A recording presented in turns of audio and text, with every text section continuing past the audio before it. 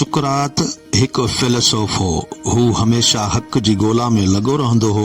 हुनजे ख्याल में सिर्फ हकीकी इल्म ही अहिड़ी शइ हुई जंहिंखे हू निजात जे क़ाबिल समझदो हो।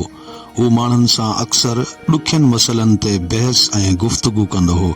हू इन्ही उमेद सां ईअं कंदो हो त जीअं बहस ऐं गुफ़्तगू मां शायदि हुनखे हक़ जी झलक नज़र अची वञे। हुनजा केतिरा ई शागिर्द हुआ जिन मां वॾो अफलातून हो। अफलातून केतिरा ई किताब लिखिया जेके अॼु बि दस्तयाब आहिनि। उन्हनि किताबनि मां ई असांखे सुकरात जी ज़िंदगी बाबति कुझु न कुझु ॼाण मिले थी। ॾिठो वियो आहे त वक़्त जी हुकूमत अहिड़नि माण्हुनि खे जेके हर वक़्तु हक़ जी ॻोल्हा ऐं ख़फ़े में लॻा रहनि था आम तौर ते पसंदि न कंदी आहे, छो जो हक़ जी ॻोल्हा ऐं खरी ॻाल्हि उन्हनि खे न वणंदी आहे। एथियंस जे हुकूमत खे बि सुकरात जो रंग ढंग बिल्कुलु पसंदि कोन हो।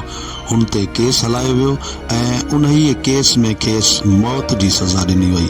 सुकरात खे हुकूमत चयो त जेकॾहिं हू वचन करे त माण्हुनि में बहस ऐं मुबाहिसो न कंदो ऐं आईंदे पंहिंजे तर्ज़ अमल तब्दील कंदो त हुनखे माफ़ करे सघिजे थो। सुकरात इहो शर्त मञण खां ठुप जवाब ॾिनो। हू जंहिं ॻाल्हि खे सही समझदो हो उनखे छॾण खां हुन बहितर समझो त ज़हर जे प्याले खे तरजीह ॾे। हुन ईअं ई कयो। हू ज़हर जो प्यालो पी वञी अबदी निंड सुतो। मरण वक़्तु हुन पाण ते लॻायल इल्ज़ाम मुनसफ़नि ऐं एथियंस वारनि खे मुखातिब थींदे तक़रीर कई, जेकॾहिं तव्हां मूंखे इन्ही शर्त ते आज़ाद करणु चाहियो था त आऊं हक़ जी ॻोल्हा ऐं जाखोड़ छॾे ॾियां त ऐं एथियंस वारो आऊं उन्ही अहसान ते अव्हांजो थोराइतो आहियां। मूंखे माफ़ कजो जो आऊं तव्हांजो इहो हुकुम मञण बजाए उन पाक परवरदिगार जो हुकुम मञींदुसि जंहिं ते मुंहिंजो ईमान आहे। उन ई मूंखे ही कमु सौंपियो आहे ऐं जेसी ताईं जान में सत आहे आऊं हक़ बयानी ऐं हक़ जी जाखोड़ वारो बहस मुबाहिसो न छॾींदुसि। आऊं पंहिंजी ही आदत हरगिज़ न छॾींदुसि। मूंखे जेको बि माण्हू मिलंदो आऊं उनखे रोके खांसि उहो ई पुछंदुसि त छा तोखे इन्ही ॻाल्हि ते पछताव कोन्हे त तूं दौलत ऐं इज़त जे पोयां लॻो पियो आहीं ऐं हक़ परस्ती यानी पंहिंजी ज़िंदगी खे रूहानी बुलंदियनि सां मालामाल करण जो तोखे को बि फ़िकर कोन्हे। आऊं नथो ॼाणा त मौत कहिड़ी शइ आहे। मुमकिन आहे त इहा सुठी शइ हुजे, आऊं उन खां कोन थो ॾिजां, पर मूंखे इहो यकीन आहे त पंहिंजे फर्ज़ खां न टाइण ज़रूर ख़राब ॻाल्हि आहे। उन्ही करे जंहिं ॻाल्हि में सुठाई जी उमीद हुजे उनखे आऊं उन्ही शइ ते तरजीह ॾियां थो जंहिंजी बुराई जी मूंखे पक हुजे। सुकरात पंहिंजी ज़िंदगी में इल्म ऐं अदब जी वॾी ख़िदमत कई ऐं हक़ परस्ती जो झंडो फड़कायो, पर उन खां बि वॾो कमु उहो त हुन पंहिंजो पाण खे मौत जे हवाले कयो।